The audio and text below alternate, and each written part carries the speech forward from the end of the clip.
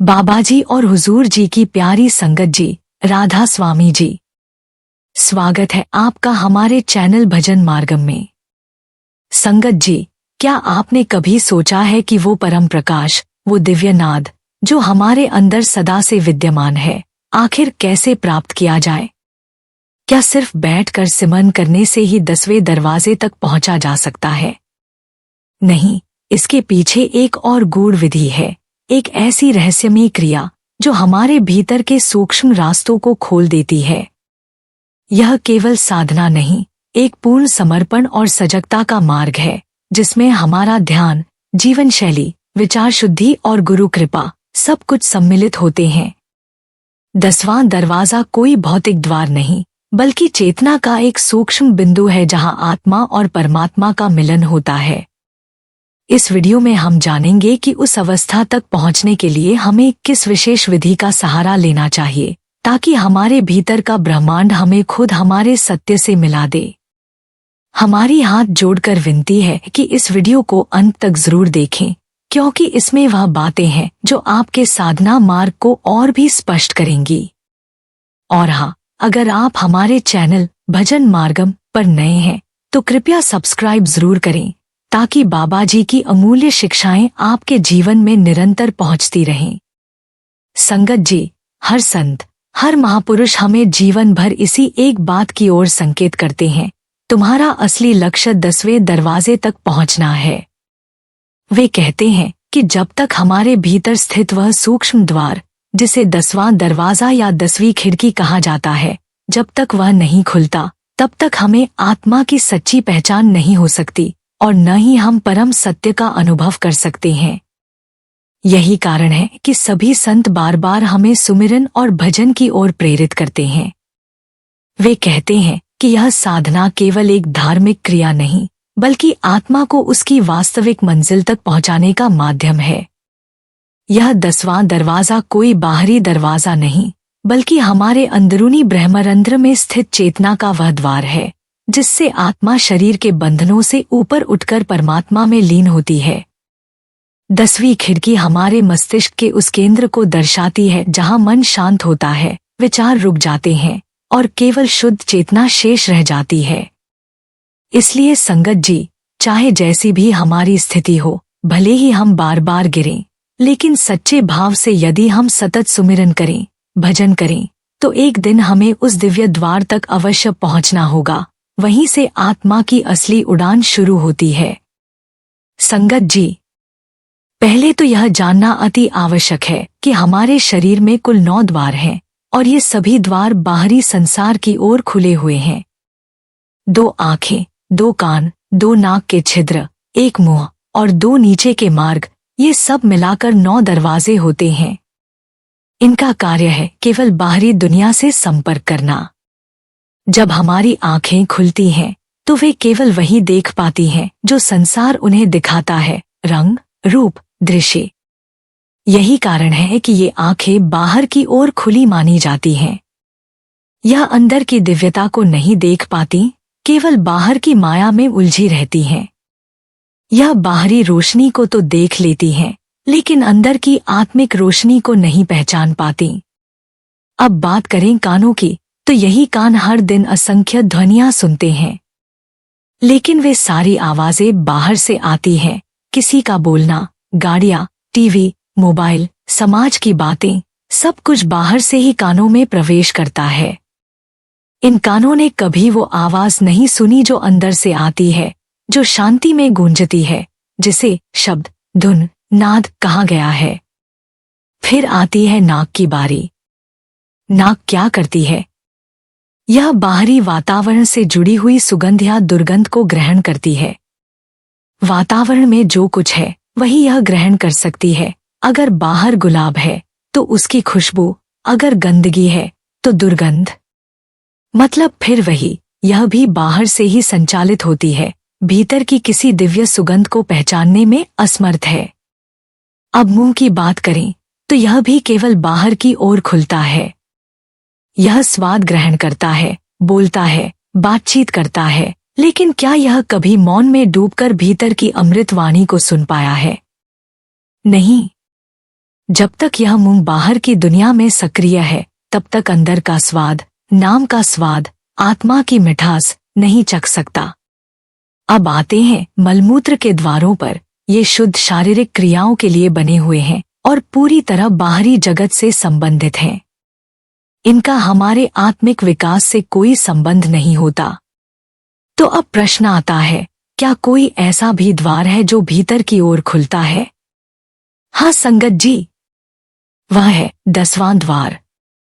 यह ही वह रहस्यमय, दिव्य और सूक्ष्म द्वार है जो सिर के बीचों बीच ब्रह्मरंध्र में स्थित होता है। इसे सहस्रार, 10वीं खिड़की या तीसरी आंख भी कहा गया है।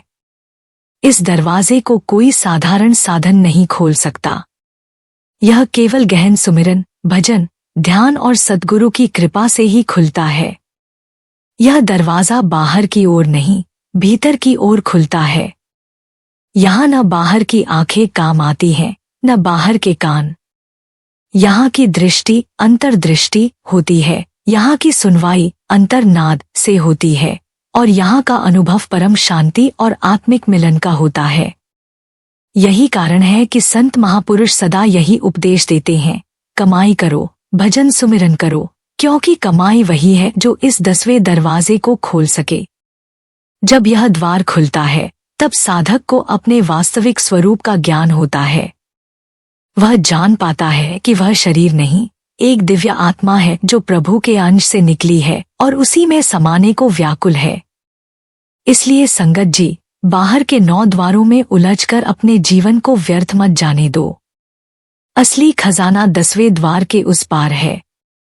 वहीं पर परमात्मा का साक्षात्कार है, वहीं पर सच्चा सुख है और वहीं पर जीवन का अंतिम लक्ष्य छिपा है। संगत जी, 10वें द्वार तक पहुंचना कोई साधारण बात नहीं है।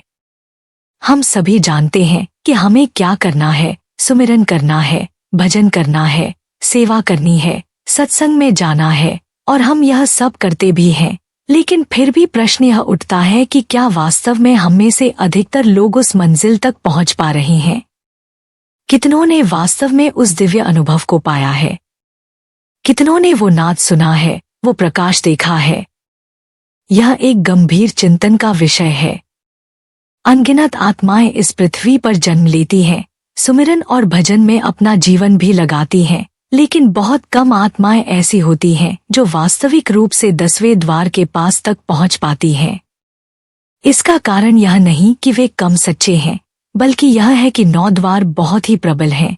उनका आकर्षण इतना गहरा है कि वह हमें ऊपर उठने ही नहीं देते।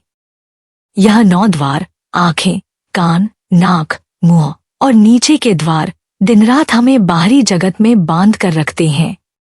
आंखें बाहर की सुंदरता में उलझी रहती हैं, कान बाहर की चहल पहल में, मुंह स्वाद में और नाक सुगंधों में। ये सब हमें बाहरी दुनिया के सुख दुख में फंसाए रखते हैं। जैसे ही हम थोड़ा ध्यान की ओर बढ़ते हैं, ये द्वार हमें खींचकर फिर से माया में गिरा देते हैं। आपने कभी अनुभव किया होगा, जब भी आप भजन में बैठते हैं, 5-10 मिनट बाद ही मन इधर उधर भटकने लगता है। कभी यादें आने लगती हैं, कभी कोई भविष्य की चिंता घेर लेती है, तो कभी शरीर में कोई हलचल बेचैन कर देती है। आप सोचते हैं कि आज तो भजन में खूब मन लगेगा, लेकिन बैठते ही जैसे कोई अदृश्य शक्ति आपको रोकने लगती है। यह वही माया का प्रभाव है जो 9 द्वारों से होकर हमारे अंदर प्रवेश करती है। अब यहाँ एक गहरी सच्चाई है जिसे समझना अति आवश्यक है। 10वां द्वार सिर्फ मेहनत से नहीं खुलता, वह कृपा से खुलता है। लेकिन कृपा भी तभी मिलती है जब साधक संपूर्ण समर्पण, शुद्ध जीवन और निरंतर प्रयास के साथ भजन करता है। यह यात्रा कठिन है और इसलिए महापुरुष कहते हैं, यह रास्ता वीरों का है, कमजोरों का नहीं। यह मत समझिए कि केवल बैठने से या सत्संग सुनने भर से मंजिल मिल जाएगी। ध्यान को स्थिर करना, काम, क्रोध, लोभ, मोह और अहंकार से लड़ना, मन की गहराइयों में उतरना, ये सब आवश्यक चरण हैं।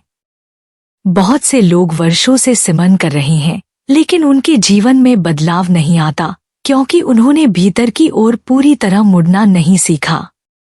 10वां द्वार तभी खुलता है जब आत्मा पूर्णतः जाग जाए और मन पूरी तरह हार मान ले। जब हम हर सांस के साथ नाम जपें, हर कार्य में सेवा का भाव रखें और जब संसार के सुख दुख से ऊपर उठकर केवल परमात्मा की खोज में रम जाएं, तभी यह द्वार धीरे धीरे खुलने लगता है। संगत जी, यह मार्ग कठिन है लेकिन असंभव नहीं। जो डटे रहते हैं, जो गिरने के बाद भी बार बार उठते हैं, जो रुकते नहीं, वही एक दिन उस 10वीं खिड़की से झांकने में सफल होते हैं। उस पल आत्मा जान जाती है कि उसका असली घर कहाँ है। इसलिए कभी हार मत मानिए। यह यात्रा धीमी हो सकती है, लेकिन प्रत्येक सच्चा प्रयास, प्रत्येक भजन का क्षण आपको उस दिव्य द्वार की ओर एक कदम और पास ले जा रहा है। अपने जीवन का हर पल इसी तैयारी में लगाइए और एक दिन निश्चित ही आप वह अनुभव करेंगे जिसकी प्रतीक्षा सभी आत्माएं जन्मों से कर रही हैं। संगत जी, 10वें दरवाजे तक पहुंचने के लिए जहां एक और गहन भजन, सुमिरन और गुरुकृपा की आवश्यकता है, वहीं दूसरी ओर एक गहरी समझ और अनुभव भी इस मार्ग को सहज बना सकते हैं। हाल ही में एक बहुत ही सरल और वास्तविक अनुभव ने इस दिशा में एक नया संकेत दिया है जो हम आप सबसे बांटना चाहते हैं। यह बात सीधी धरती से जुड़ी है। हाँ, वही धरती जिस पर हम चलते हैं, जीते हैं और अंततः जिससे मिल जाते हैं। कहते हैं न कि धरती ही सब कुछ देती है। यह हमें पीने को जल देती है, खाने को अन्न देती है, मीठे फल देती है, सुंदर पुष्प और उनकी सुगंध देती है। जीवन के हर रूप में धरती ही पोषण करती है। लेकिन इसी धरती में एक अदृश्य शक्ति भी छिपी है जो केवल पोषण ही नहीं बल्कि आकर्षण का भी केंद्र है। धरती के अंदर एक विशेष प्रकार की गुरुत्वाकर्षण शक्ति, ग्रेविटेशनल पुल होती है जो हर वस्तु को अपनी ओर खींचती है, हमारे शरीर को, हमारे विचारों को, यहाँ तक कि हमारी आत्मा के सूक्ष्म कंपन को भी यह नीचे की ओर खींचती है। अब इसे थोड़ा और गहराई से समझिए संगत जी। जब हमारी आत्मा शरीर से अलग होती है तो शरीर क्या बन जाता है? मिट्टी, और अंततः इसी धरती में विलीन हो जाता है। यानी शरीर का मूल तत्व, पंच तत्व, अंततः उसी धरती में समा जाता है जिससे वह बना है। यह कितना अद्भुत और गूढ़ सत्य है कि यह धरती हमें अंत तक बांध कर रखती है। यही वह शक्ति है जो चाहती है कि हम ऊपर न उठें, अंतर की यात्रा न करें। जब हम भजन सुमिरन में बैठते हैं तो क्या होता है? हम देखते हैं कि हमारा मन बार बार नीचे की ओर खिंचता है। कभी शरीर की थकावट, कभी नींद, कभी विचारों का बोझ, कभी इंद्रियों की लालसा, यह सब कुछ हमें ऊपर नहीं जाने देता। यह सब भी कहीं न कहीं उसी धरती तत्व का प्रभाव है। यही कारण है कि संत महापुरुष कहते हैं, मन को ऊपर चढ़ाओ, सुरत को भजन में लगाओ और इंद्रियों को वश में रखो। अब प्रश्न यह है कि हम इस शक्तिशाली आकर्षण से कैसे बाहर निकलें? कैसे अपनी आत्मा को ऊपर की ओर उठाएं? संगत जी, इसका उत्तर सरल है। धरती की ओर झुकने के बजाय अंतर की ओर ध्यान केंद्रित करो। इसका अर्थ यह नहीं कि धरती को नकारा जाए, बल्कि यह समझा जाए कि उसकी जो शक्ति है वह स्थूल जगत तक सीमित है। हमें उस शक्ति को धन्यवाद देकर उससे ऊपर उठने की प्रेरणा लेनी चाहिए। जब हम बैठकर सुमिरन करते हैं तो हमें अपने शरीर को शांत कर देना चाहिए जैसे धरती से मिल चुका है। आंखें बंद करके यह भाव लाना चाहिए कि हमारा शरीर अब धरती पर समर्पित है और हमारी आत्मा अब ऊपर 10वें द्वार की ओर यात्रा कर रही है। यह भाव बहुत ही शक्तिशाली है। यही विरक्ति का बीज है और यही साधना को गहराई देता है। यहाँ एक सरल विधि काम आती है, स्वयं को शरीर से अलग मानना। जब हम सुमिरन में बैठें तो यह सोचिए कि हमारा शरीर धरती पर स्थिर है जैसे एक वृक्ष की जड़ें, और हमारी चेतना, हमारी सुरत अब धीरे धीरे ऊपर उठ रही है जैसे एक धागा ऊपर खिंच रहा है। यह ऊपर की ओर खिंचाव ही हमें 10वें द्वार की ओर ले जाता है। संगत जी, यही वह मार्ग है, यही वह सरल अनुभव है जो कई साधकों ने अपनाया है और उन्हें भीतर की झलक मिली है। जो आत्मा धरती के आकर्षण को पहचान लेती है और उससे ऊपर उठने की विधि जान लेती है, वही एक दिन धरती से परे, कालमाया से परे और अंततः प्रभु से मिलने में सक्षम होती है। तो चलिए, इस धरती को प्रणाम करते हुए, उसके दिए हुए जीवन को सम्मान देते हुए अब उससे ऊपर उठने की तैयारी करें, क्योंकि जीवन का वास्तविक उद्देश्य है ऊपर जाना, 10वें द्वार को पार कर प्रभु की गोद में समाना। यही साधना है, यही असली यात्रा है। संगत जी, कई बार हम सोचते हैं कि क्या सच में धरती हमें अपने स्तर से ऊपर उठने नहीं देती? क्या इसमें कोई शक्ति है जो हमारी आत्मिक यात्रा को रोकती है? तो इसका उत्तर है हाँ, बिल्कुल। यह कोई कल्पना नहीं, बल्कि अनुभव की बात है। जैसे जल जब भाप बनकर ऊपर उठता है, तो कुछ समय बाद फिर वही जल बादल बनकर धरती पर वर्षा के रूप में लौट आता है। क्यों? क्योंकि धरती में वह गहरी खिंचाव की शक्ति है जो सबको अंततः अपनी ओर खींच लाती है। उसी तरह हमारी आत्मा भी जब ऊपर उठने लगती है, ध्यान में जाती है, भजन सिमरन में खोती है, तो कुछ समय के लिए वह ऊपर की ओर जाती है, पर वह स्थायी रूप से नहीं टिकती, फिर नीचे लौट आती है। यही धरती का आकर्षण है। जब हम सिमरन करने बैठते हैं, चलते फिरते जाप करते हैं, तब भी हमारी चेतना ज्यादातर धरती के ही करीब बनी रहती है। हम सोचते हैं कि हम अंतर में जा रहे हैं, पर वास्तव में हमारी सूक्ष्म ऊर्जा बार बार नीचे की ओर खिंचती है। और यह खिंचाव सिर्फ मानसिक नहीं, भौतिक भी होता है, क्योंकि हम सीधे धरती पर बैठे होते हैं, कभी एक पतली सी चादर पर, कभी एक टाट या दर्री पर, लेकिन ये सब धरती के कंपन और उसकी गुरुत्व शक्ति से हमें अलग नहीं कर पाते। अब प्रश्न है कि समाधान क्या है? तो संगत जी, यह जो विधि अनुभव में आई है वह बहुत ही सरल और व्यावहारिक है, लेकिन उतनी ही गूढ़ भी। जब हम सिमरन करने बैठते हैं तो हमें इस बात का विशेष ध्यान रखना चाहिए कि हमारे शरीर का कोई भी अंग सीधे धरती से न जुड़े, क्योंकि धरती से सीधा संपर्क हमारी चेतना को ऊपर जाने की बजाय नीचे ही रोके रखता है।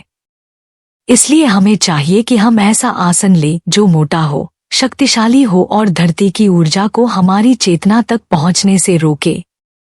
यदि आप लकड़ी की चौकी बना सकें या कोई ताकतवर मंच जिस पर गद्देदार आसन बिछाया जाए, तो यह बहुत उपयोगी रहेगा। यह न केवल आपको धरती के कंपन से अलग करेगा, बल्कि आपके भीतर एक ऊपर उठने की ऊर्जा को जन्म देगा। याद रखिए, जैसे ही शरीर स्थूल धरती से थोड़ा ऊपर उठता है, वैसे ही आत्मा भी उस दिशा में उभरने लगती है।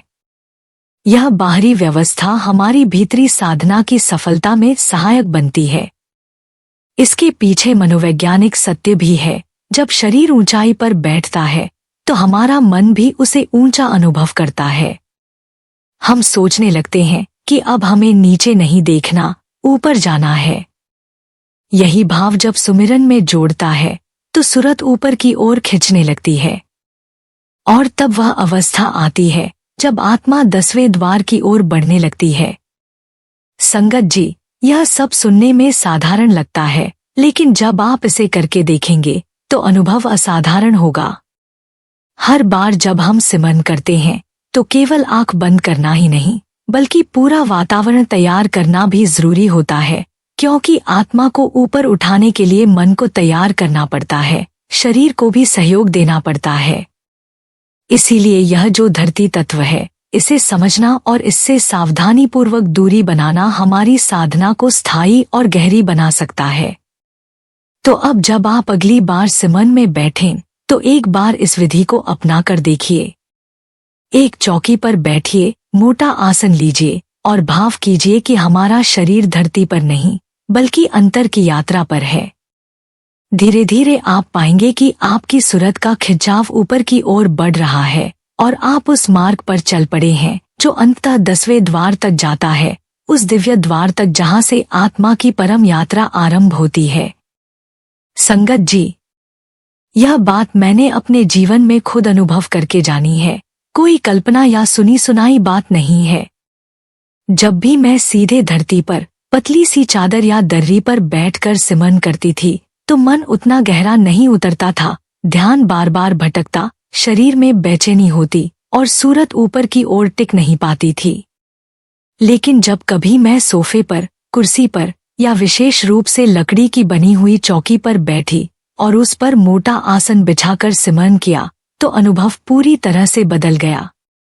मन स्थिर होने लगा, सूरत टिकने लगी और सिमरन में जैसे एक नई शक्ति प्रवेश करने लगी। यह कोई एक बार की बात नहीं है, बार बार यही फर्क महसूस हुआ। ऐसा लगा जैसे धरती से थोड़ी ऊंचाई पर बैठना आत्मा को ऊपर उठाने में मदद करता है। और यह केवल मेरी बात नहीं है संगत जी, आप अगर पुराने संत महात्माओं के चित्र भी देखें तो पाएंगे कि वो भी किसी आसन पर, चटाई पर या ऊंचाई पर बैठकर सुमिरन करते थे, कुछ नीचे बिछाकर। लेकिन वो समय कुछ और था, वो युग कुछ और था। वो द्वापर या त्रेता हो सकता है, जहां वातावरण, मन और चेतना स्वाभाविक रूप से शुद्ध और सरल होती थी। पर आज का समय, यह कलियुग है, जहां हर चीज भटकाव पैदा करती है, वातावरण अशांत है, मन चंचल है और शरीर भी सहज नहीं टिकता। ऐसे समय में जो व्यक्ति विवेकी होता है, जो अनुभव से सीखता है, वह आसान से आसान तरीका अपनाता है ताकि उसकी साधना स्थिर हो सके, गहरी हो सके। इसलिए आज जब हमें 10वें द्वार तक पहुंचना है, जो कि बहुत सूक्ष्म, बहुत अंदर की यात्रा है, तो हमें केवल मन और भाव नहीं बल्कि भौतिक स्तर पर भी ऐसी व्यवस्था करनी होगी जिससे हमारी साधना को बल मिले। और वो व्यवस्था यह हो सकती है कि हम अपने सिमरन के स्थान को थोड़ा ऊपर रखें, चाहे वह चौकी हो, लकड़ी का स्टूल हो या कोई मंच जिससे शरीर धरती से सीधे न जुड़ा हो। उस पर मोटा आसन बिछाएं ताकि धरती की आकर्षण शक्ति हमारी सूरत को नीचे न खींचे। संगत जी, जब आत्मा ऊपर उठना चाहती है तो शरीर को भी उसका सहयोग देना चाहिए। और आज के कलियुग में जहां छोटी छोटी चीजें भी ध्यान भंग कर सकती हैं, वहां यह एक छोटा सा उपाय, धरती से थोड़ा ऊपर बैठकर सिमरन करना, बहुत बड़ा परिवर्तन ला सकता है।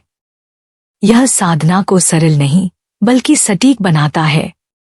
यही विवेकशीलता की निशानी है, यही आज की आवश्यकता भी है और शायद यही हमें 10वें दरवाजे की ओर बढ़ने में एक सीढ़ी बन जाए। संगत जी, समय के साथ केवल शरीर नहीं, वातावरण भी बदलता है और यह परिवर्तन अब इतनी गहराई से हमारे चेतन और अवचेतन पर प्रभाव डाल रहा है कि साधना का मार्ग जितना पहले सहज था, आज उतना ही संघर्षमय हो गया है। पहले ज़माने में जब धरती की ऊर्जा अधिक सात्विक, शांत और स्थिर होती थी, तो संभव था कि पतली चादर या छोटा सा आसन भी साधक को धरती के आकर्षण से बचाए रखता हो। लेकिन आज कलियुग की गहराई, भोगविलास, तकनीक और माया की अति ने इस धरती को भी इतना भारी और आकर्षक बना दिया है कि उसका गुरुत्व केवल शरीर को नहीं, मन और आत्मा की दिशा को भी नीचे खींचता है। आज की स्थिति में यह अनुभव हो रहा है कि जब तक हम एक मोटा और प्रभावी आसन या लकड़ी की चौकी जैसी कोई ऊंचाई न लें, तब तक साधना की वह स्थिरता, वह ऊर्ध्व गति नहीं आती जो 10वें दरवाजे तक पहुंचने के लिए आवश्यक है। यह कोई सिद्धांत नहीं बल्कि मेरा अपना अनुभव है संगत जी। जब मैंने साधना में यह परिवर्तन किया तो अंतर की गहराई में उतरना अधिक सहज हुआ, सूरत ऊपर टिकने लगी और भजन अधिक प्रभावशाली लगने लगा। क्योंकि बात केवल आसन की नहीं, बात उस विचार की है कि हम सच में ऊपर उठना चाहते हैं या नहीं। जब शरीर धरती से सीधे जुड़ा होता है तो माया के हजारों धागे हमें अपने साथ बांध लेते हैं। रिश्ते नाते, धन दौलत, इच्छाएं, लालसाएं, विचार, सब कुछ नीचे की ओर खींचता है। ऐसे में अगर कोई साधक सच में ऊपर उठना चाहता है, उसे ऊपर जाने के साधनों को भी अपनाना होगा। और यह मोटा आसन, लकड़ी की चौकी या ऊंचा बैठना, यह सब केवल प्रतीक नहीं बल्कि साधना के लिए एक वास्तविक ढाल है। गुरुवर ने भी स्पष्ट रूप से कहा है, इन आंखों से संसार देखा जा सकता है लेकिन परमात्मा नहीं।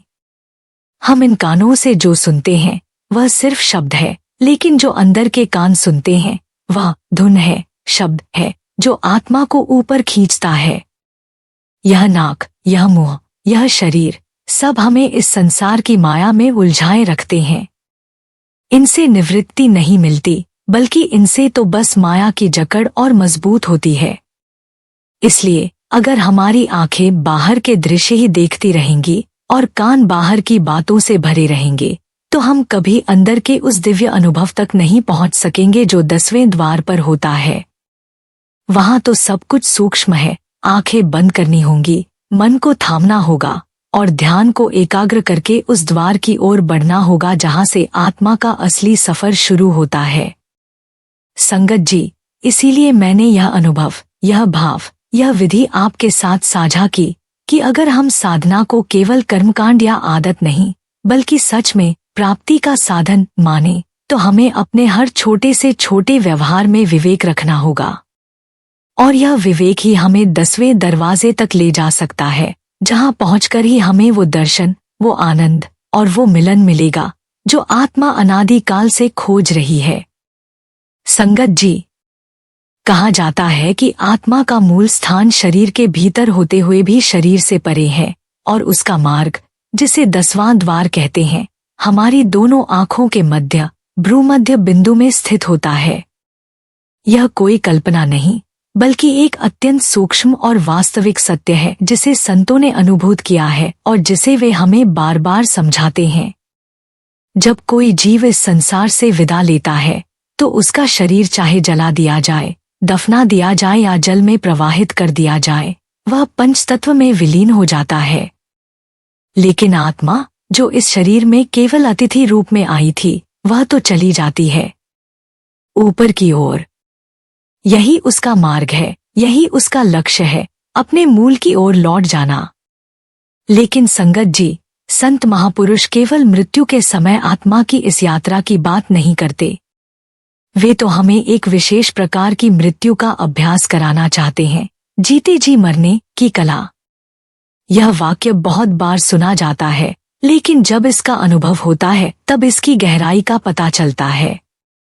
जीते जी मरना मतलब इस शरीर में रहते हुए, इस संसार के बीचों बीच रहते हुए, हम आत्मा के स्तर पर उस यात्रा को प्रारंभ करें जो मृत्यु के बाद स्वाभाविक होती है। यह यात्रा 10वें द्वार की ओर होती है, वही द्वार जो सूक्ष्म है, अदृश्य है, लेकिन पूर्णतः सत्य है। जब हम सिमरन और भजन के माध्यम से आत्मा को शरीर से अलग करना शुरू करते हैं, तब एक स्थिति आती है जब शरीर केवल मिट्टी की तरह प्रतीत होता है, जैसे वह वहीं पड़ा है, लेकिन चेतना उससे ऊपर उठ चुकी है। इस अवस्था में संगत जी, कोई व्यक्ति संसार में रहते हुए भी उसके रंगढंग से अछूता रहता है। वह भोजन करता है, परिवार में रहता है, अपने कर्म करता है, लेकिन भीतर से वह जानता है कि वह इन सबसे परे है। यही विवेकशीलता है, यही संतों का संदेश है। वह व्यक्ति फिर किसी भी विपत्ति, किसी भी नुकसान, किसी भी दुख को लेकर शोर नहीं करता, हाय हाय नहीं करता, क्योंकि वह जानता है कि जो कुछ भी घट रहा है वह कर्मों के अनुसार है। उसका मन अब परिणाम पर रोता नहीं, बल्कि उसे सहजता से स्वीकार करता है। वह कर्म करता है, फल को प्रभु पर छोड़ देता है। संत मार्ग अपनाने वाला व्यक्ति वही होता है जो इस जीवन के खेल को खेलते हुए भी बाहर नहीं, बल्कि भीतर जुड़ता है। जो जानता है कि यह शरीर, यह दुनिया, यह रिश्ते टेम्परेरी हैं, पर आत्मा की यात्रा, उसकी कमाई और उसका प्रभु से जुड़ाव, यही असली है, यही स्थायी है। और यही जुड़ाव उसे 10वें द्वार की ओर ले जाता है। तो संगत जी, यह जीवन अवसर है, मृत्यु की प्रतीक्षा करके नहीं, जीते जी उस द्वार को पार करने का। यही सबसे बड़ा सौभाग्य है और यही संतों की सच्ची प्रेरणा है। संगत जी, जब कोई आत्मा वास्तव में 10वें द्वार तक पहुंच जाती है, जब उसका अनुभव वहां ठहरता है, तो वह व्यक्ति फिर कभी संसार के छोटे मोटे उपद्रवों, दुखों या कष्टों में नहीं उलझता, क्योंकि वह जान जाता है कि जो कुछ भी हो रहा है वह सब हरि की इच्छा है। वह हर परिस्थिति में यही कहता है, यह हरि की रज़ा है, इसमें भी कुछ भलाई होगी। उसे कोई द्वंद्व नहीं रहता, कोई शिकायत नहीं रहती, और कोई अपेक्षा नहीं बचती। संगत जी, सोचिए यह कितनी गहरी स्थिति है। जब एक आत्मा हरि की रजा में रमी हुई होती है तो वह जानती है कि कोई जीव किसी योनि में है तो वह भी उसी परमात्मा की योजना का हिस्सा है। कोई मनुष्य योनि में है तो वह भी उसके पुराने कर्मों और प्रभु की कृपा का फल है। तब व्यक्ति अपने ही जीवन की छोटी छोटी घटनाओं को लेकर शिकायतें नहीं करता, बल्कि यह समझता है कि जैसी तेरी रजा वैसा ही भला है प्रभु। संतों ने जो हमें जीवन भर यह कहकर समझाने की कोशिश की कि सिमरन करो, दिन रात नाम से जुड़ो, उठते बैठते चलते फिरते नाम का सहारा लो, इसका मूल उद्देश्य यही है कि हम अपने ध्यान को ऊपर चढ़ाएं, अपनी चेतना को 9 द्वारों से निकालकर उस 10वें द्वार की ओर ले जाएं। संतों की सारी बातें, उनके सारे उपदेश, सारी विधियां, सबका सार यही है कि आत्मा को शरीर से अलग करके उस सूक्ष्म द्वार तक पहुंचाया जाए जहां से परमात्मा की झलक मिलती है। और संगत जी, यह कोई कल्पना नहीं, यह अनुभव है। अनुभव है उन आत्माओं का जो इस मार्ग पर चली, जिन्होंने इस धरती की अद्भुत शक्ति को महसूस किया, जिसने उन्हें नीचे की ओर खींचा, लेकिन जिन्होंने भी उस शक्ति से ऊपर उठने का संकल्प लिया, वे अंततः उस 10वें द्वार तक पहुंच गए। धरती में इतनी शक्ति है कि वह हमारी सूरत को नीचे खींचती है, हमारे ध्यान को काम, क्रोध, लोभ, मोह, अहंकार जैसे विकारों में उलझाए रखती है। जब तक आत्मा का ध्यान नीचे है, संसार के पदार्थों, संबंधों और इच्छाओं में उलझा हुआ है, तब तक न तो आत्मिक सत्य का बोध हो सकता है और न ही प्रभु का साक्षात्कार। लेकिन संगत जी, जैसे ही हम उस खिंचाव को पहचान लेते हैं, जैसे ही हम जान जाते हैं कि हमारी चेतना हर पल नीचे की ओर गिर रही है, तब हम उसका समाधान भी खोजते हैं। और समाधान एक ही है, सिमरन, भजन और आत्मा को ऊपर उठाने की विधि। तभी हमें यह समझ में आता है कि जीवन का उद्देश्य सिर्फ सांस लेना, खाना पीना, काम में लगना नहीं है, बल्कि उस खिड़की को खोलना है, उस 10वें द्वार को पार करना है, जो परमात्मा के घर की ओर खुलता है। और संगत जी, जैसे ही एक बार वह द्वार खुल जाता है, तब जीवन बदल जाता है। तब आत्मा अपने वास्तविक स्वरूप को पहचान लेती है और फिर न कोई दुख, न कोई मोह, न कोई अपेक्षा उसे बांध सकती है। तब वही आत्मा गृहस्थ में रहते हुए भी विरक्त रहती है, संग में रहकर भी निर्लिप्त रहती है और हर परिस्थिति में कहती है, यह भी तेरा खेल है मालिक, तेरा धन्यवाद। तो आइए संगत जी, इस जीवन को यूं ही व्यर्थ न करें। अपने 9 द्वारों को समझें, संयमित करें और अपने मन, वचन और कर्म को नाम में लगाकर उस 10वें द्वार की ओर यात्रा शुरू करें, क्योंकि वही जीवन की सच्ची मंजिल है।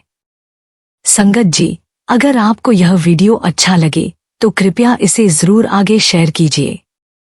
मान लीजिए आपने यह वीडियो किसी संत संगी को भेज दिया, जब वह इसे सुनेगा तो निश्चय ही भजन सिमरन करेगा।